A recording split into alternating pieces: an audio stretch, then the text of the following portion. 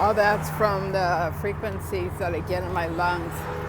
When I do those videos where the frequencies are really thick and you can't see me, it's distorted, whether it's when I'm getting frequencies while I sleep or I'm getting them that thick. It could be at work, it could be at school, Mount St. Mary's.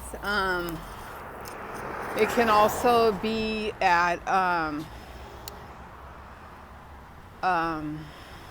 when I'm walking. Whenever it happens, it messes with your lungs. So I just wanted to do a really quick video. And this one's just been sitting here before even all the vehicles came. But I won't walk in front.